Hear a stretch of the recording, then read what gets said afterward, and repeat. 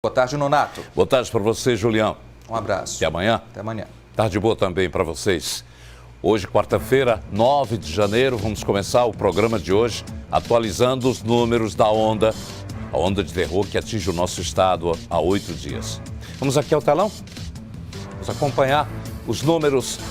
O Ceará, nesse momento, até às 10 horas da manhã de hoje, de quarta-feira da semana passada até hoje, 167 ataques. Já são 47 os municípios alvo dessas ações. Fortaleza concentra o maior número, 73 ataques. As ocorrências, de acordo com o governo do estado, já foram detidas até aqui 215 pessoas, entre adultos e também jovens de menor idade. Estavam cometendo esses atos criminosos. A noite de ontem foi complicada nos terminais. Muitos ônibus deixaram de circular e quem precisou voltar para casa teve que recorrer a outros meios. E pior, teve gente que precisou dormir no terminal, já que não tinha como pagar mais caro pelas corridas. O repórter Paulo Pontes acompanhou essa triste realidade. Após vários dias de ataques na nossa capital, a gente acompanha a movimentação nos terminais. Chegando aqui no terminal da Parangaba, a gente se depara com algumas pessoas ainda dentro, do terminal da Parangaba, aqui sobre as plataformas, e nenhum coletivo. A informação que nós recebemos é de que os coletivos pararam de circular às 8 horas da noite. As pessoas que saíram do trabalho tiveram que aguardar aqui um transporte alternativo ou alguém da família vir buscar aqui no terminal da Parangaba. A gente acompanha também que existem viaturas aqui dentro do terminal para fazer a segurança das pessoas que ainda estão aqui nesse local, e também dos coletivos que ficaram até as 8 horas da noite. Após o fim do expediente para os motoristas e cobradores, quando os veículos foram recolhidos para as garagens, eles permaneceram aqui fazendo a segurança das pessoas. Faz tempo que vocês estão esperando o ônibus aqui? Faz. Desde que horas aqui? Desde 10h30. Isso. E já sabe aí como é que vai fazer para voltar para casa? Só esperar até 4h30 da manhã, né? Vai ficar aqui até 4h30 da manhã? Vou esperar a Uber, porque o Uber tá muito caro e o mototáxi também. Você ficou aí sem alternativa? Alternativa, isso. Aí, a gente conversou aqui com o cidadão que a gente agradece, tem um rapaz que está aqui desde as 10 horas da noite, saindo do trabalho. Aí o rapaz saindo do trabalho e que vai ter que aguardar até as 4h30 da manhã, o horário que o primeiro ônibus vai passar para poder retornar para casa, Esse é o caso de diversas outras pessoas, que eles estão aqui nesse local e que infelizmente não tem uma segunda opção para poder retornar para casa. A gente percebe que outras viaturas vão chegando aqui, no momento que nós estávamos chegando aqui no terminal da Parangaba, uma viatura do Comando Tático Motorizado, o COTAN, estava chegando, e agora a viatura da Força Nacional está saindo por conta da viatura do COTAN que acaba de chegar, chegou há poucos instantes aqui no terminal da Parangaba. Então, faz tempo que você está esperando aqui o coletivo? Não, já faz meia hora já. Meia hora que nós estamos aqui. Os empresários deram o toque de recolher, às 8 horas da... Saiu do trabalho e não sabia que estava sem os coletivos, que eles já tinham paralisado.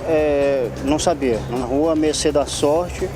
Isso é muito desumano, Porque de dia os carros rodam normalmente. E por que os shoppings fecham 10 horas da noite, E fica uma demanda de muita gente na rua. Eu estou com uns 3 dias que eu fico na rua, certo? Para me chegar em casa, esse é o terceiro dia. 2 dias eu paguei Uber, transporte alternativo. E hoje estou na rua, eu vou pagar um Uber novamente. Os Uber também estão explorando muito, explorando, os taxistas também exploram muito. Vocês infelizmente não tem uma outra alternativa. Não tem. Infelizmente algumas pessoas foram pegas desprevenidas, como a gente acompanhou o caso daquele cidadão que estava saindo do trabalho e foi obrigado, será obrigado a permanecer aqui até as 4h30 da manhã para aguardar a chegada dos primeiros coletivos e assim conseguir chegar em casa após um dia exaustivo de trabalho e infelizmente ainda tem que passar por esse tipo de situação. O caso deles são de muitos. Nos vários terminais da nossa cidade, a situação é a mesma, porque todos os coletivos foram encerrados às 20 horas. A gente ainda consegue ver um coletivo chegando aqui no terminal, mas sem nenhum passageiro, Ele já está se dirigindo para a garagem, Ele não estava fazendo a rota que comumente ele faz, a gente percebe que as luzes já estavam fechadas, ele já havia encerrado as atividades, está apenas encaminhando o veículo para a garagem, Isso realmente vem atrapalhando bastante a vida do fortalezense, as pessoas que precisam sair do trabalho tarde da noite e acabam se deparando com esse tipo de situação, que é exatamente a ausência de veículos públicos, no caso os coletivos, para se deslocarem e acabam muitas vezes dormindo nos terminais. Nos últimos dias, o fortalezense realmente tem encontrado dificuldades para usar o transporte público. Rotas alteradas, ausência de veículos, muita demora. São alguns desses problemas após a onda de ataques. Hoje pela manhã, felizmente, tudo aparentava estar normalizado. Nós fomos em alguns terminais da cidade para conferir como foi a ida ao trabalho da população. Depois da série de ações criminosas que aconteceram no nosso estado, o fortalezense tenta retomar a rotina. Nós estamos em um dos principais terminais da capital cearense, o Terminal Lagoa. E por aqui nós observamos nesta manhã que a movimentação é tranquila. É exatamente esta que o nosso cinegrafista Cristiano Almeida, com o apoio da Tainá Almeida, está mostrando nos detalhes das imagens. Sob o olhar atento dos policiais da Força Nacional de Segurança, passageiros e profissionais tentam retomar a rotina aqui neste terminal. De acordo com o representante do Sindônibus aqui neste local, as 23 linhas que circulam normalmente aqui neste terminal estão em operação. 100% da operação está sendo realizada aqui no terminal. Vale dizer também que 10 policiais militares seguem embarcados em 5 linhas que passam aqui por este terminal. Também, de acordo com o Sindônibus, policiais em motocicletas fazem a escolta de alguns coletivos. Qual é a expectativa do senhor, enquanto cidadão, com relação a essa situação no transporte público? Espero que continue a normalidade, porque já está demais, né? O brasileiro já está, o cearense já está muito machucado, desse brincar direito todo dia, né? Desse jeito. Não tem que aguentar, não. Do Terminal Lagoa, nós viemos até o terminal do bairro Parangaba. Por aqui nós observamos que a movimentação é intensa por parte dos usuários do transporte público. Os coletivos estão entrando e saindo normalmente aqui deste terminal. De acordo com o representante do Sindônibus aqui no terminal da Parangaba, todas as 53 linhas que operam neste terminal estão em pleno funcionamento. Aqui nós podemos acompanhar a presença de policiais militares nas plataformas, também policiais militares embarcados nos coletivos. Vale destacar também a presença dos agentes da Guarda Municipal de Fortaleza e também da Força Nacional de Segurança. O que nós observamos nas plataformas é que aos poucos os passageiros tentam retomar a rotina. Na verdade, o fortalezense tenta retomar a rotina depois dessa onda de violência que tomou conta da capital, da região metropolitana e também do interior do estado. Como é que você se sente para utilizar o transporte público hoje? Tá bom. Tranquilo? Tranquilo. Tá com a família, chegou tranquilamente aqui, a expectativa é voltar em paz para casa. Com também. certeza.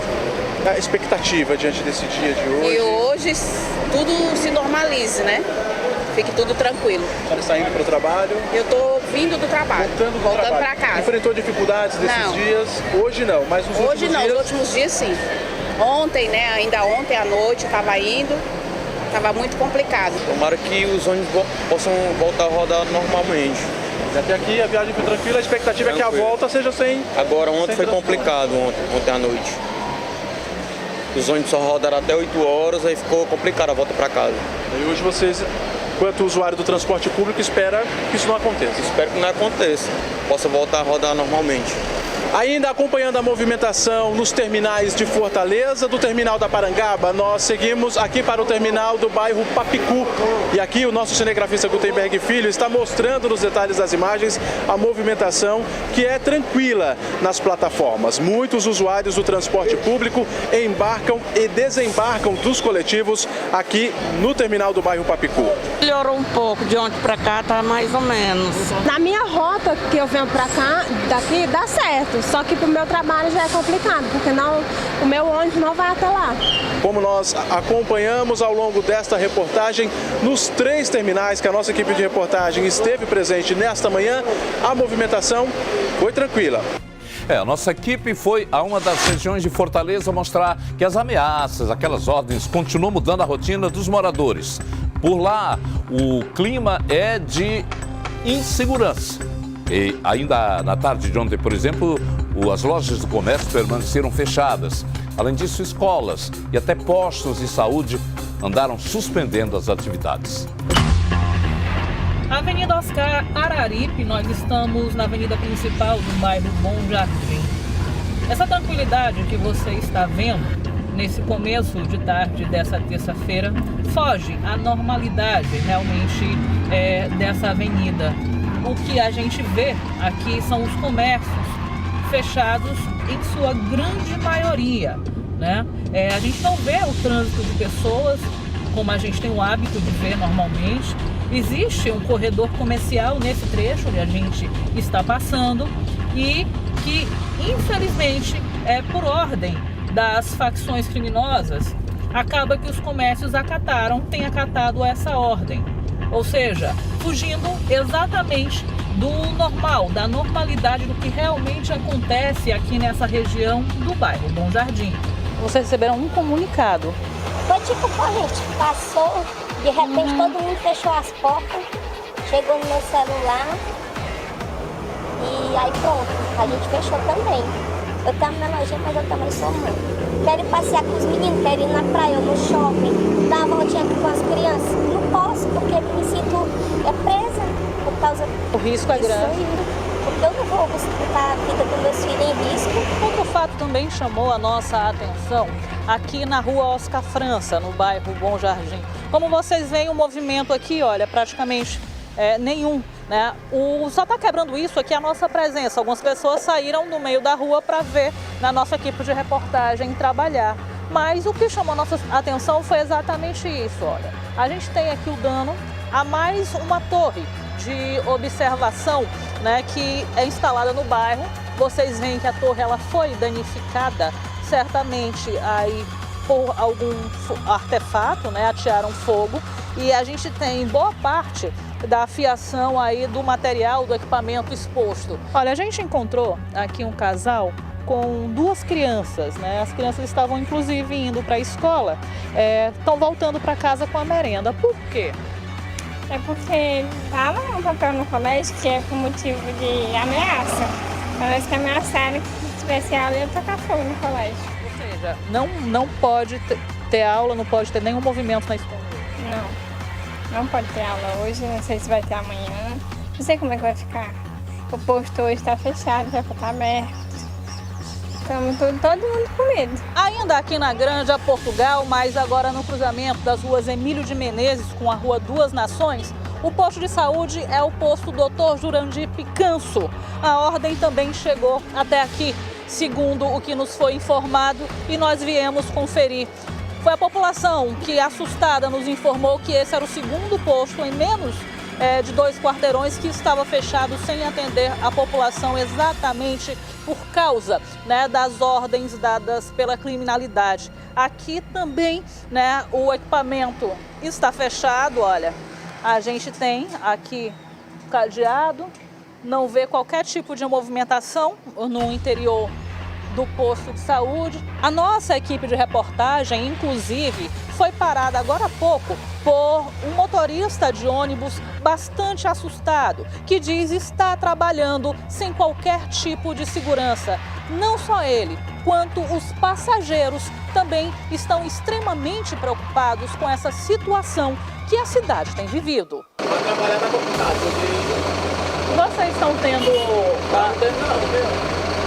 Tem pouquinho carro que está dentro disso aí. Esse daqui tem? Esse aqui tem não. Não tem. Como é que vocês se sentem na situação? Eu me sinto muito seguro, porque eu sei que eu tenho que queimar por causa dele, né? Tem um vídeo rolando dele lá na Messejana, que agora foi gasolina, e avisado. Não queimar com o pessoal dele. Aí tá muito bom trabalhar, tá fechado tudo pra cá. Se descer pra cá, tudo fechado. O senhor, como cidadão, como é que o senhor vê uma situação como essa? O que eu vejo? Situação dessa eu acho muito crítica e até ruim até pra gente viver, porque o que a gente precisa fazer, vai fazer com medo, viu? Sair de casa sai com medo. Sai de casa com medo, a gente sai morrendo de medo de uma coisa dessa. Eu vejo isso uma coisa muito fora de si, né? Porque a gente tem que resolver os problemas da gente. Eu tenho que ir pro hospital, minha mulher está no hospital, lá no Messejana. Aí o cara tem que gastar dinheiro de Uber para poder estar indo e voltando, que gasta falta de ônibus, né? Hoje pela manhã nós voltamos às unidades de saúde que estavam fechadas. O funcionamento até foi restabelecido, mas a falta de médicos deixou bem quem procura atendimento com revolta até. A nossa equipe de reportagem retorna ao posto de saúde Fernando César Vieira Diógenes, localizado na Granja Portugal. O atendimento nesta unidade de saúde foi interrompido depois de ameaças criminosas. Com isso, conforme nós já acompanhamos no nosso programa, a população ficou sem o atendimento aqui neste local. Diante da situação, nós retornamos nesta manhã de quarta-feira à unidade e a movimentação que nós acompanhamos aqui é esta que o nosso cinegrafista Cristiano Almeida está mostrando nos detalhes das imagens. Os pacientes, os usuários estão tendo acesso à unidade normalmente. As informações que nós recebemos é que o atendimento foi normalizado nesta manhã de quarta-feira aqui no posto de saúde Fernando César Vieira Diógenes. Foi normalizado, graças a Deus. Eu nunca tinha vindo, mas a primeira vez que eu vim, tá faltando uns médicos, né? Mas é por causa dessas coisas, né, que tá acontecendo, mas foi bom, gostei. Porque sempre eu faço particular, mas como eu tô desempregado, tem que apelar pelo posto, né? Foi atendido, então. Foi Agora, atendido. Ainda na Granja Portugal, nós viemos ao posto de saúde Dr. Jurandir Picanço. Essa unidade também esteve fechada no dia de ontem em virtude das ameaças por parte de criminosos. Porém, na manhã desta quarta-feira, o atendimento foi normalizado. As portas estão abertas, os pacientes, os usuários estão tendo acesso ao interior do posto de saúde. Mas por aqui também nós ouvimos a reclamação por parte de alguns pacientes de que os médicos não vieram trabalhar. Não presta mais esse posto. Não presta? Presta Por quê? Por que não? Não tem medicamento, não tem médico, mal frescura. Ainda tem negócio de escolhas de área, de cor. O posto esteve fechado ontem. Agora hoje o atendimento foi normalizado. Tá normal, mas é mesmo que nada. O pessoal aí só fica só batendo ponto. Tem médico? Da minha área não tem não. Durante a tarde de ontem, a rotina de hospitais de Fortaleza e ambulantes que comercializam perto das unidades foi alterada. O motivo? Supostas ameaças de criminosos. Os pequenos comerciantes ficaram assustados e foram embora rapidamente. Alguns funcionários dos hospitais também encerraram o turno mais cedo, mas apesar de toda a correria, não foi confirmado oficialmente que tenha existido algum tipo de ameaça. Nós viemos até o Hospital Universitário Walter Cantídio, localizado no bairro Rodolfo Teófilo. Aqui a informação repassada inicialmente para a nossa equipe de produção é de que essa unidade hospitalar teria sido obrigada a fechar as portas, tudo isso devido a ameaças do crime organizado, dos responsáveis por essas ações e por essas ameaças que vem surgindo desde a última segunda-feira. Nós chegamos aqui nesta unidade e observamos essa movimentação. Aqui do lado de fora, a gente pode observar que existem muitas pessoas na parte interna, mas perceba que algumas pessoas já estão saindo aqui do local. Ninguém confirma a informação à nossa equipe de reportagem de que essa unidade hospitalar precisou ser fechada devido a algumas ameaças. O que a gente pode perceber aqui do lado de fora é que muitas pessoas estão saindo, principalmente funcionários. Vários funcionários estão indo embora e a gente, pelas informações que veio buscando aqui mesmo na unidade hospitalar, a gente acaba acreditando nessas ameaças, no fato de que a unidade teve que ser fechada ou está tendo que ser fechada devido a essa questão de ameaça. Nós tentamos um contato com a assessoria de comunicação aqui do Hospital Walter Cantídio, mas não obtivemos sucesso. Os responsáveis pela assessoria de comunicação já não se encontram mais aqui no local. O que do lado de fora nós pudemos acompanhar com as pessoas que ainda se encontram aqui próximo a essa unidade hospitalar é que as atividades foram reduzidas. Outra informação que nós escolhemos aqui do lado de fora é que as pessoas que se encontram na parte interna do hospital estão saindo logo depois desse atendimento. mas as pessoas que estão buscando atendimento, ou seja, as pessoas que querem entrar, que querem ter acesso para serem atendidas, essas pessoas estão sendo barradas nessa porta de entrada aqui que vocês observam nas imagens de Sávio Leite. Os ambulantes aqui do entorno também sofreram ameaças e estão tendo que sair aqui das proximidades, não só do Hospital Universitário Walter Cantídio, mas também do Hospital das Clínicas e da Maternidade Escola, unidades hospitalares que ficam aqui no mesmo complexo, no bairro Rodolfo Teófilo. Pode ir lá na Maternidade Escola, está fechado, a traumatologia está fechada, a odontologia fechou. Todo canto estou mandando fechamento. Hospital das Clínicas também? Também, estou fechando. Tudo, né? Mas a que ponto chegamos? Aqui na Maternidade Escola Assis Chateaubriand, os funcionários estão assim, do lado de fora. Há pouca equipe que ainda existe aqui nessa unidade hospitalar, mas muitos outros funcionários tiveram que abandonar os seus postos, as suas funções e voltar para casa. Tudo isso devido a ameaças ou supostas ameaças no entorno dessas unidades hospitalares. E aqui na Maternidade Escola a situação aparentemente não é diferente à do Hospital Universitário Walter Cantídio. Os funcionários estão do lado de fora, alguns já foram embora e os ambulantes aqui do entorno estão se sentindo bastante prejudicados. Nós conversamos com uma ambulante que há 30 anos presta serviço aqui na frente da Maternidade Escola. Chorando, ela conversou com a nossa equipe de reportagem. Já não trabalhei de manhã com medo de sair de casa, sair num carro desse aqui, rebolar em gasolina. Aí agora o pessoal vieram avisar que disse, o superintendente liberou todo mundo. Os funcionários, todo mundo me conhece, do Cidade, tu tá doido, tu tá abrindo o comércio, tá botando pra fora, você não tá acreditando em mim não, disse que foi avisado que não toca fogo aqui. A polícia conseguiu apreender uma submetralhadora russa em um local de venda de droga, avaliada em cerca de R$30 mil. Pode ter sido usada em vários ataques de grupo criminoso. Em instantes você vai acompanhar tudo sobre essa apreensão. Agora eu tenho um recado da Pop Dents, a pioneira em... Pois é, uma submetralhadora de origem russa foi apreendida em um ponto de drogas da nossa capital. A arma de grosso calibre pode ter sido usada em várias ações criminosas, inclusive em um tiroteio com a polícia recentemente. Após o trabalho de inteligência dos policiais militares do 21º Batalhão, conseguiram chegar à Rua Padre Andrade, no bairro da Serrinha, local onde aquela arma, uma arma de grosso calibre, uma submetralhadora alimentada com munição 9mm, uma arma que realmente tem um poder de fogo muito grande, e os policiais tinham a informação que naquele local existia esse armamento, além da questão do tráfico de drogas que ocorria naquele trecho do bairro da Serrinha. Então os policiais começaram a diligenciar, até que os policiais da Força Tática aqui do 21º Batalhão realizaram uma incursão no imóvel. O indivíduo suspeito, que não foi identificado, ele conseguiu fugir no momento em que a polícia estava adentrando no imóvel, mas para trás ele deixou todo este material que a gente acompanha nas imagens do nosso cinegrafista Gilson Neves. A arma, que como nós já reforçamos, é uma arma de fabricação russa, né, uma arma de grosso calibre,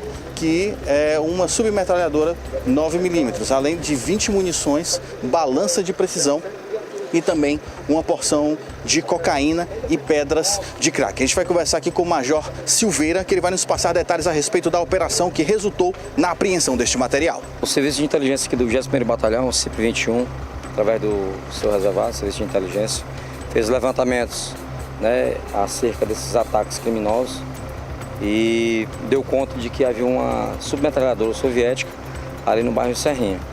De pronto, foi passado para a nossa equipe Força Tática Mike, ao comando do nosso Sargento Duarte, sua equipe muito diligente, se dirigiu ao local e na rua Padre Andrade, 326, Altos, né, fez a entrada no local e se deparou com a submetralhadora, 20 munições, uma certa quantidade de droga e uma balança de precisão. Em bem pouco tempo, as equipes fizeram a diligência na favela Garibaldi e foi recebida lá a bala. E pelo que a gente conhece, provavelmente essa submetralhadora tenha sido utilizada. Mas é uma arma que não é muito comum, né? Inclusive a maioria dessas armas desse porte são armas de fabricação caseira. Essa não, a arma que de fato foi trazida de um outro país para cá. Sim, com certeza. É uma arma de grosso calibre, né? 9mm. Né, alto poder de fogo, destruição, e a gente acredita que a gente deu uma pancada no crime, né? Principalmente no tráfico. Inclusive a suspeita de que essa arma teria sido utilizada em diversas ações criminosas orquestradas por facções criminosas naquela área da Serrinha, principalmente na comunidade do Garibaldi, que é uma área bastante conhecida da polícia, uma área considerada de alto risco e que os policiais, recentemente, no momento que estavam fazendo diligências com relação aos últimos atentados ocorridos na nossa capital, foram recebidos a tiros, existindo a possibilidade daquela arma ter sido utilizada naquela ocasião. Mas a polícia continua trabalhando para ter mais resultados positivos e também chegar ao restante das pessoas envolvidas nestas ações criminosas, tanto na área da Serrinha como em diversas partes da nossa cidade. E uma suspeita de ataque à base do SAMU fez com que a polícia apreendesse uma mochila com vários coquetéis Molotov. A repórter Emanuela Braga tem as informações. No meio da tarde desta quinta-feira, houve uma grande movimentação policial nesse trecho da Rua dos Encontros, onde nós estamos, onde fica concentrado aqui a base da Regional 6 do SAMU e também a Coordenadoria de Assistência Farmacêutica e a Coordenadoria de Vigilância da Saúde da Prefeitura de Fortaleza. Essa movimentação policial aconteceu exatamente porque uma pessoa do povo viu na rua lateral de onde nós estamos uma movimentação suspeita por parte de algumas pessoas. Foi acionado, então, a polícia aqui para esse local, foi feita uma varredura nesse ponto onde nós estamos e o que aconteceu? A polícia acabou encontrando essa mochila aí com várias garrafas de coquetel Molotov, ou seja, várias bombas caseiras estavam sendo preparadas possivelmente para um atentado nessa unidade. A gente fala na unidade do SAMU e nós também falamos, né, na Coordenadoria de Assistência Farmacêutica.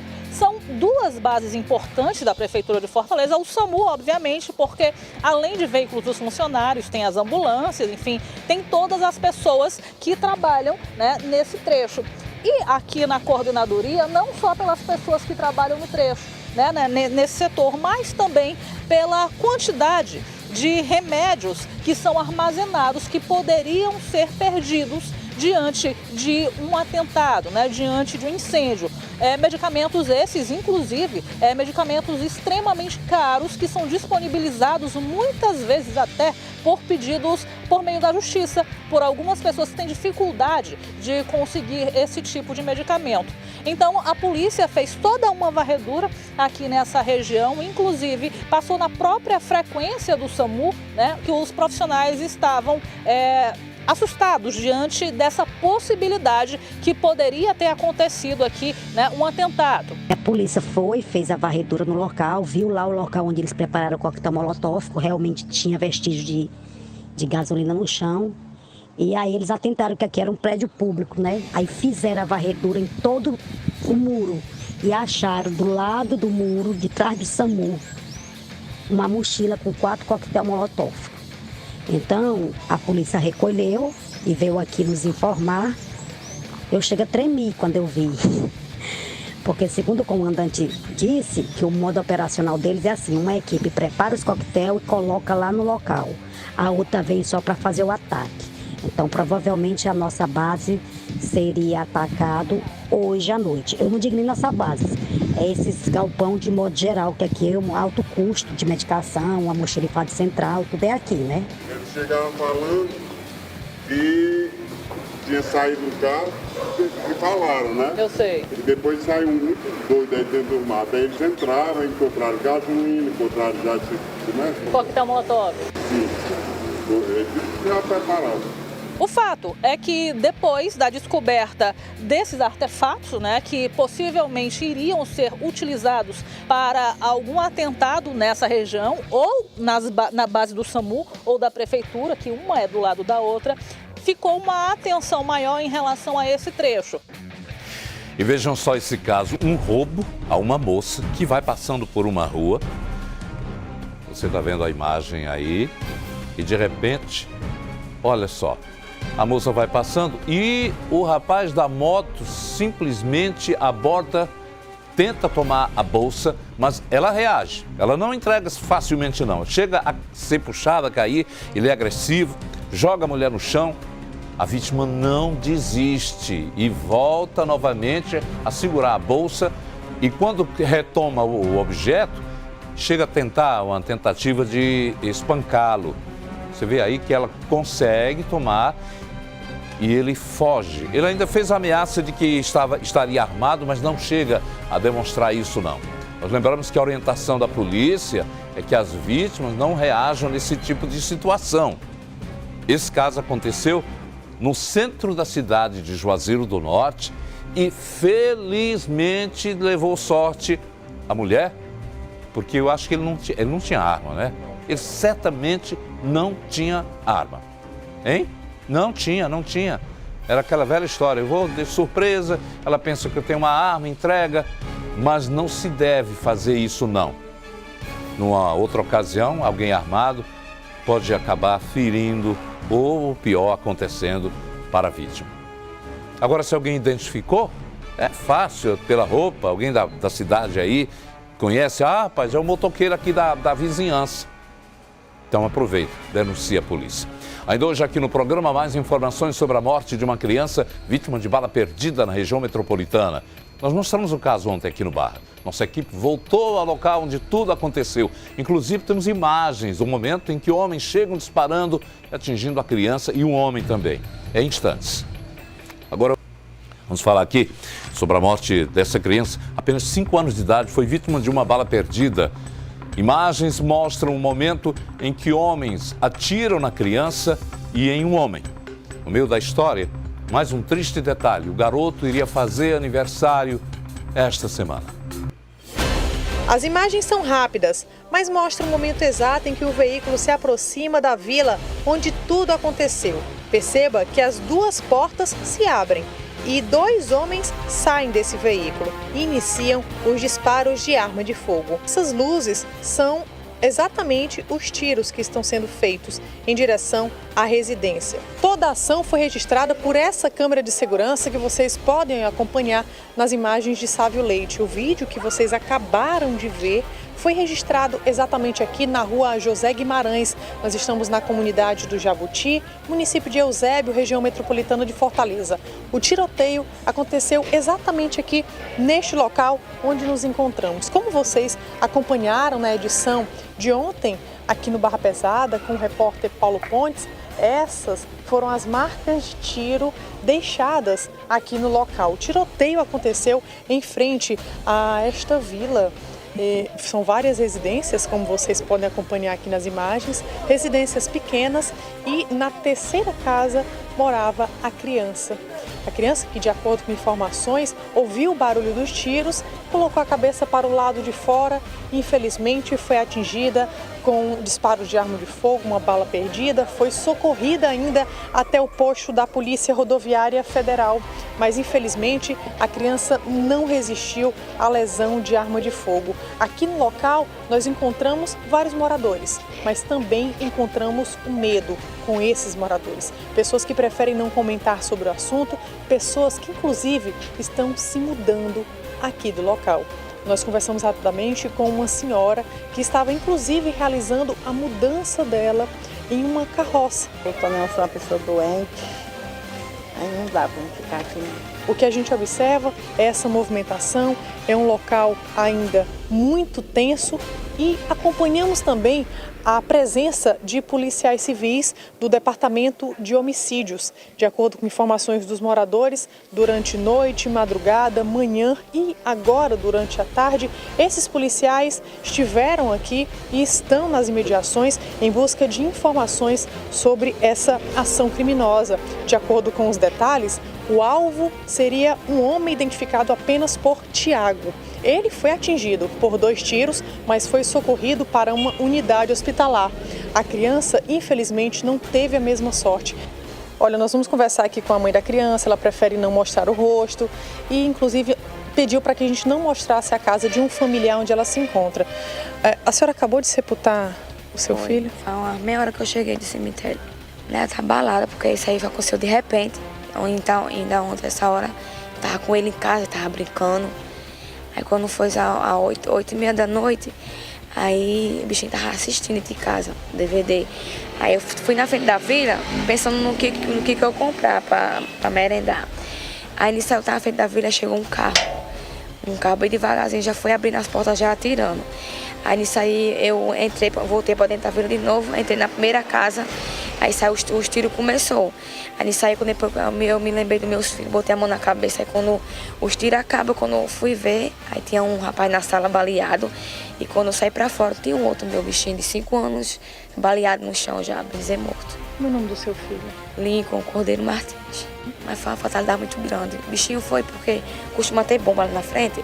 Ele pensou que fosse fogo? Bomba, foi. Aí sempre o menino solta ali nele, vai ver. Aí foi na hora que tava acontecendo as bombas, o bichinho abriu a porta, aí foi na hora que viu, aí foi no tiro na testa dele. Foi na hora que caiu de testa pro chão. Aí depois quando eu ver, fiquei desesperada, aí não vi mais nada. Aí levaram ele pro SAMU pra ali pra DRF ali, né? Pra tentar reanimar ele uns 40 minutos, mas nada. A senhora vai permanecer naquela casa? Não, dali eu não vou mais dormir livre. Ali não quero pisar nem meus pés. Vai sair dali? Porque ali é armaria, ali não é vida daquele, não é casa de ninguém não, porque a gente tá se mudando já dali. Muita gente se mudando. Muita gente se mudando. E graças a Deus eu não sou pessoa errada, eu trabalho, vou perguntar aí. Deixo os bichinhos no colégio, na creche eu vou trabalhar, chego às 5 horas da tarde, faço a merenda e venho na casa da minha mãe, depois vou pra casa. Minha vida é essa. Entendi. Aí vem um satanás de longe, essa fatalidade com meu pirraia. Fazer 6 anos agora, em dia 12 de janeiro. Assim, é muito tristeza. Não sei nem o que falar, não sei nem o que pensar. Desde ontem, sem comer nada, sem beber, sem comer. Nem comer banho ainda, vou ver se eu tomo banho ali ainda. A seguir, homens são mortos na noite de ontem em nossa capital. Uma das vítimas era cadeirante. E ainda, mais detalhes da onda de terror que afeta nosso estado. Em uma das ações da polícia, 2 homens foram presos em flagrantes, no momento em que distribuíam panfletos com ameaças à população.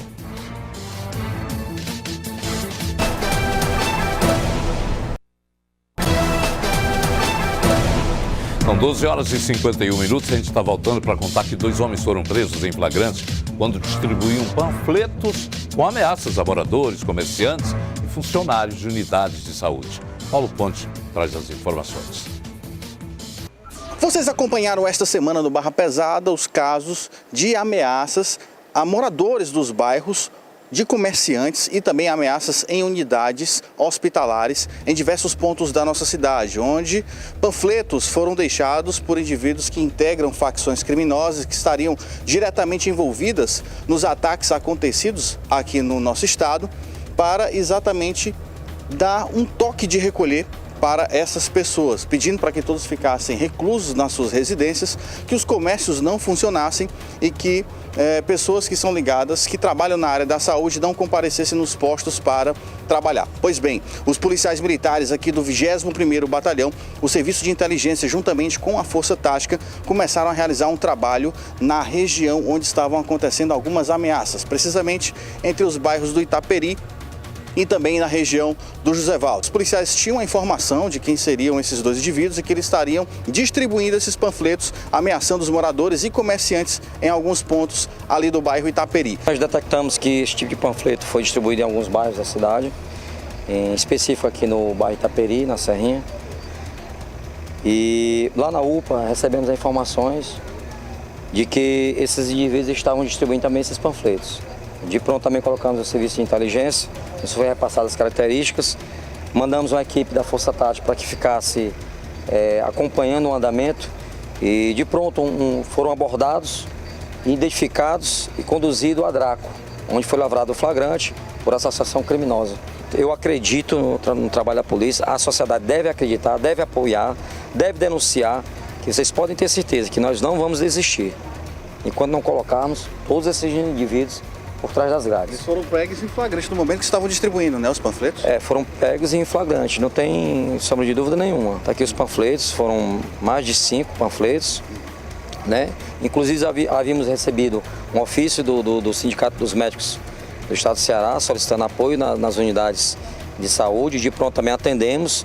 Tem várias equipes nossas, serviço de inteligência, fazendo esse trabalho, esse monitoramento, bem como também várias equipes da Força Tática e do Policiamento Ostensivo Geral, além das forças amigas, né? Força Nacional, Batalhão de Choque, Batalhão do Raio, que tem contribuído sensivelmente para a redução e prisão e apreensão desses infratores. A polícia conseguiu evitar um atentado contra Centro de Referência e Assistência Social aqui em Fortaleza. Os agentes passavam no momento em que os criminosos estavam no local. Houve troca de tiros mas ninguém foi preso. Os moradores do bairro Pan-Americano ficaram assustados com a intensa movimentação de viaturas da Polícia Militar concentradas aqui na Rua dos Estados. Ali mais na frente, aqui nas imagens do nosso cinegrafista Gilson Neves, a gente acompanha esta intensa movimentação. Em conversa com os moradores aqui do Pan-Americano, eles nos relataram que houve uma intensa troca de tiros entre policiais e um grupo de indivíduos que tentaram atear fogo em um prédio do CRAS, que pertence à Prefeitura de Fortaleza. Então, policiais que estavam aqui na região perceberam o que estava acontecendo e revidaram a ação do grupo, que não conseguiu obter êxito nesta ação criminosa. Então, houve intensa troca de tiros, por isso essa intensa movimentação de viaturas da Polícia Militar, pois foi solicitado um reforço e os moradores saíram assustados. Não é para menos, né? Estavam todos dentro de casa, recolhidos por conta da onda de criminalidade, a onda de terror que vem circulando no nosso estado, e por conta disso as pessoas estavam todas dentro de casa. E no momento em que os disparos começaram e logo após terem cessado, eles saíram e já se depararam com toda essa movimentação. Inclusive, alguns policiais estão apaisando aqui, fazendo diligências na região, juntamente com os policiais militares que estão no plantão aqui do 18º Batalhão e as viaturas que cobrem a área do Pan-Americano. Os indivíduos teriam tentado fugir pulando os muros aqui das casas. Por isso, os policiais estavam fechando o cerco, saindo aqui de algumas residências, como conseguimos observar. E eles ainda estão nessas buscas, né? Porque ninguém foi preso e até o momento os indivíduos não foram identificados. Olha só a situação ali, ó. Olha. Gilson, a gente vai acompanhando a abordagem, o momento que policiais estão realizando uma abordagem a suspeitos. Todas as pessoas que estão passando aqui no local estão passando por um tipo de revista, né? Estão sendo abordadas por uma questão de segurança dos próprios policiais e também para tentar colher informações sobre este bando. A gente vai continuar acompanhando esta operação, esse trabalho que está sendo realizado aqui pela polícia, né? As viaturas já estão saindo aqui deste local porque estão continuando as diligências, né? Até o momento não se tem uma informação precisa se os indivíduos já foram identificados, mas existe uma intensa movimentação, uma intensa atividade dos policiais aqui nessa área, provavelmente por conta de alguma informação já coletada pelos primeiros militares que chegaram aqui nesse ponto após a tentativa de incêndio ao prédio público. O Centro de Referência Assistencial, local onde os indivíduos chegaram para essa tentativa de atentado, né? Mas os policiais estavam atentos, conseguiram evitar e continuam diligenciando para chegar ao bando criminoso, né? Existe ainda uma movimentação aqui nesse local, apesar de boa parte das viaturas já terem se deslocado, né? As pessoas realmente estão aqui tensas com toda essa situação, existe uma correria, as pessoas passando ali em uma outra rua, né? E realmente é uma situação bastante crítica. Inclusive, Gilson, aqui, ó, um detalhe, ó, o veículo foi atingido por um disparo. Olha só aqui a situação, né? Este carro que estava estacionado aqui, na verdade permanece estacionado aqui, acabou sendo atingido por um desses disparos no momento em que houve o confronto entre os policiais e os homens que vieram para praticar o crime contra este prédio que pertence à Prefeitura de Fortaleza. 2 homens foram assassinados na noite de ontem em nossa capital. Uma das vítimas era cadeirante e já havia respondido por 2 homicídios. Nós estamos aqui no bairro do Pirambu, local onde policiais militares do 20º Batalhão foram acionados com a informação de que 2 pessoas haviam sido alvejadas por disparo de arma de fogo. Chegando aqui nesse local, infelizmente, os 2 acabaram não resistindo à gravidade dos ferimentos. Nós estamos precisamente no cruzamento das ruas João Teixeira com Vicente Saboia. As 2 vítimas estavam paradas ali mais na frente, local que fica bem próximo de onde o rabecão está posicionado, e os indivíduos chegaram em 2 carros modelos não identificados. Já chegaram efetuando os disparos contra as 2 pessoas, uma delas não foi identificada, que supostamente seria a vítima, um homem que não é morador aqui dessa região, mas estava frequentando o local, e o rapaz que era cadeirante e estava parado ao lado do homem que foi executado. Ele também recebeu diversos disparos, acabou não resistindo, né? Ele sim foi identificado como Francisco Gleidson Marinho da Silva, 38 anos de idade, e que já responde 2 vezes o artigo 121, homicídio. Logicamente que a polícia ainda está fazendo levantamentos aqui para tentar identificar os veículos que se envolveram nesta situação, neste duplo homicídio, e também tentar identificar quem seria uma das vítimas. Existe também a possibilidade do cadeirante ser o alvo da ação, já que ele tinha essas passagens por homicídio, e a outra pessoa, pelo fato de estar próximo, também ter sido alvejado. Logicamente que isso é uma das hipóteses, o que será trabalhado aqui também pela Polícia Civil, tanto o 7º Distrito Policial, que é a delegacia responsável pela área onde o crime aconteceu, como pela Divisão de Homicídios e Proteção à Pessoa, que já está em deslocamento aqui para esse local, para que possa dar início às investigações. A perícia, inclusive, já está aqui no local, irá dar início também aos trabalhos técnicos periciais no momento em que a Divisão de Homicídios chegar, para que todo esse trabalho investigativo possa ser realizado de forma integrada, também integrada com a Polícia Militar, para que possa ter êxito na identificação das pessoas que praticaram este crime contra essas duas pessoas aqui no bairro Pirambu. A vítima, identificada como Francisco Gleidson Marinho da Silva, 38 anos de idade, pelo menos uma das vítimas, e que, como nós já citamos, já tinha passagens por homicídio, que já deve dar um norte com relação às investigações deste caso, ainda envolto em mistério. Paulo, outro assassinato foi registrado a poucos quilômetros desse duplo homicídio mostrado agora. Dessa vez, um homem de 22 anos foi morto por pessoas que estavam em 2 carros. Saindo do local do duplo homicídio, a nossa equipe veio ainda aqui no bairro do Pirambu para o Vila do Mar, local onde um outro crime foi registrado pelos policiais militares do 20º Batalhão. Enquanto nós estávamos lá no duplo homicídio, chegou também uma informação de que uma outra pessoa teria sido alvejada por disparos de arma de fogo por indivíduos que estavam em 2 carros. Modus operandi exatamente igual ao que aconteceu lá no duplo homicídio. Para que você possa entender essa situação, este jovem, identificado apenas como Fábio, de 22 anos de idade, segundo o que nos foi relatado, não tinha envolvimento com crimes e nem era usuário de drogas, estava conversando com uma pessoa aqui na Vila do Mar. No momento em que os 2 veículos, um em cada quarteirão, fecharam o perímetro e as pessoas começaram a entrar nas residências. Eles já chegaram efetuando os disparos, o jovem ainda correu tentando escapar da situação, mas infelizmente foi alvejado com vários tiros. Inclusive, os moradores relataram que viram várias cápsulas de pistola próximo ao corpo. Logicamente que eles não tiveram condições de identificar o calibre desta arma utilizada. A perícia está fazendo esses levantamentos neste exato momento, para que possa tentar identificar a partir desses vestígios as pessoas que praticaram esses 2 crimes. Logicamente que as evidências são muito fortes com relação às características desses 2 homicídios, né? Primeiramente o duplo e depois este crime que aconteceu aqui no Vila do Mar, né? E realmente há uma possibilidade muito grande de terem sido os mesmos executores. A polícia está trabalhando exatamente para tentar elucidar este crime, que ainda está envolto em mistério. A suspeita de que exista uma briga entre facções aqui nessa região e que isso poderia ter motivado estes assassinatos aqui na área do Pirambu, e a população realmente anda assustada. Um fato curioso, né? Os familiares conversaram rapidamente com a nossa equipe e informaram que o irmão do Fábio, há 9 anos atrás, também já foi assassinado. Inclusive, neste caso, o executor, a pessoa que praticou o crime, inclusive encontra-se ainda presa. Mas a família realmente é marcada por esses casos de violência extrema. A seguir, nós voltamos a lhe informar sobre a onda de terror no estado do Ceará e ainda um homem preso com arma e droga, suspeito de participar da morte de uma criança. As informações após o intervalo.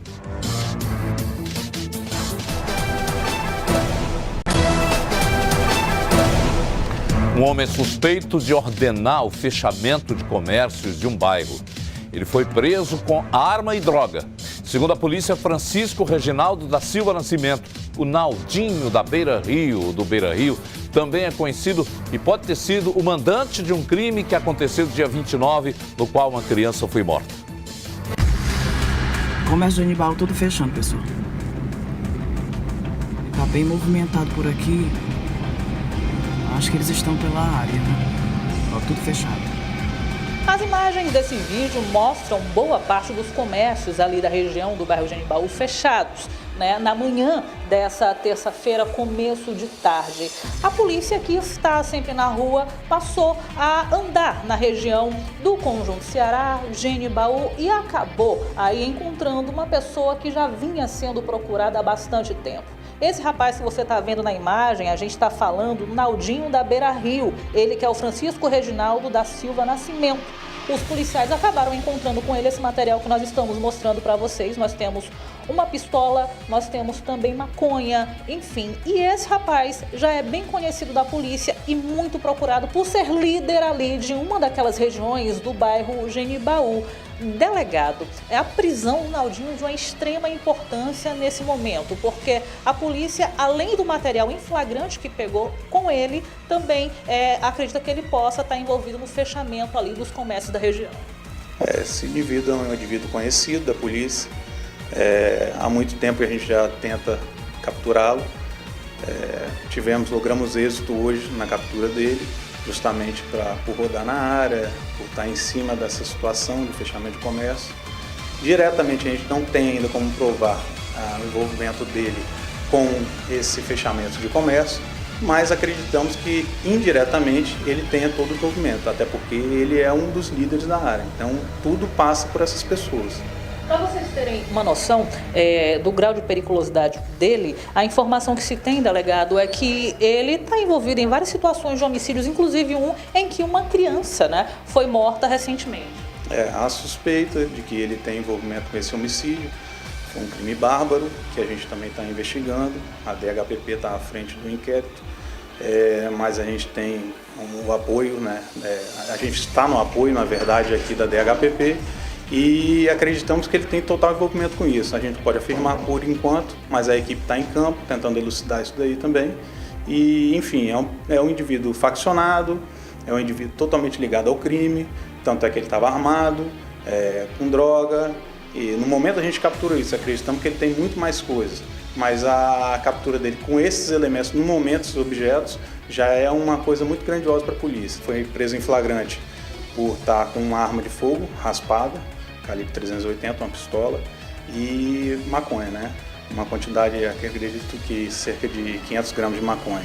O trabalho dos policiais do 12º acabou tirando de circulação o Naldinho da Beira Rio, ele que é uma pessoa bastante conhecida naquela região por ser envolvido com facções criminosas, por ser um dos cabeças de uma organização dessas e pode estar envolvido em vários crimes, entre eles o dessa criança do último dia 29, em que foram para matar o irmão da criança. Quando não encontraram o irmão, acabaram matando o garoto que não tinha nada a ver com a história. A polícia está fazendo o trabalho dela e conta com a ajuda de você, da comunidade, que nesse momento tão complicado está se sentindo acuado. O telefone do 12º Distrito Policial é esse que está aparecendo na tela. Você pode ligar, não precisa se identificar e a polícia vai checar as informações e vai atrás das pessoas que estão aterrorizando as comunidades. A gente vai colocar o telefone para que você possa realmente auxiliar a polícia e também evitar que ações, que atos possam ser cometidos até mesmo causando medo. Vai lá. Pedir para botar o telefone exatamente 181. Você pode ligar e denunciar qualquer ato que possa vir perturbar a ordem.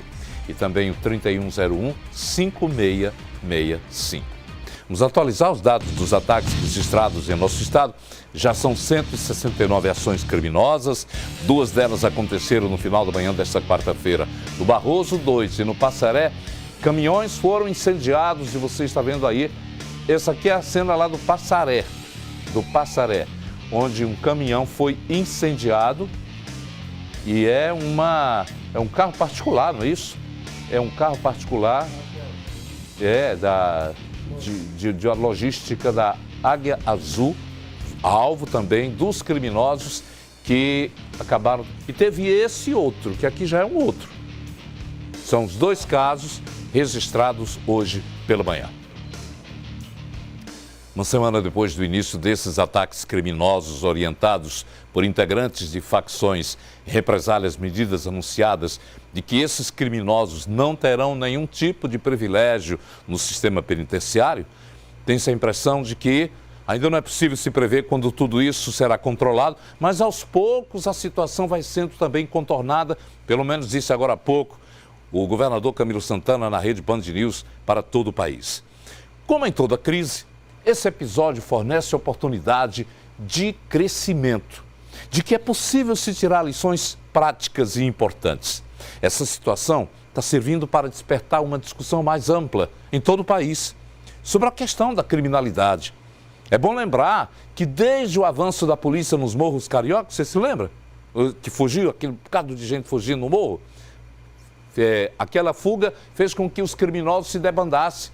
Estados onde se evidenciava o crescimento econômico e o desenvolvimento social passaram a atrair esses fugitivos que, utilizando cidades periféricas próximas à capital, criaram as suas bases de ação, passando a operar criminosamente. Com o aumento da criminalidade, o registro de chacinas, as mortes de jovens que se atrelaram ao tráfico de drogas, o governo cearense começou a potencializar as forças de segurança, equipando-as com material e o capital humano. Um investimento que hoje o governador reconhece que considera que foi a forma que recorreu para se prevenir contra a expansão da criminalidade. A crise chegou ao ponto que chegou, mas ela está servindo de laboratório para que se tomem iniciativas mais arrojadas, como a mudança no sistema penitenciário, atualmente sob controle dos criminosos, e o endurecimento de normas que revelem a quem comete qualquer ato delituoso de que prisão numa estação de férias, nem em hotel onde se possa descansar após trabalhar a serviço do crime. O Ceará pode muito bem dar o exemplo. Ao invés de apenas dizermos que o crime não compensa, e que parece não funcionar em mentes tomadas pelo mal, a atitude do governo para com os bandidos nesse momento é de que, para eles, no Ceará, o crime é tratado não como pensam os bandidos. Barra fica por aqui.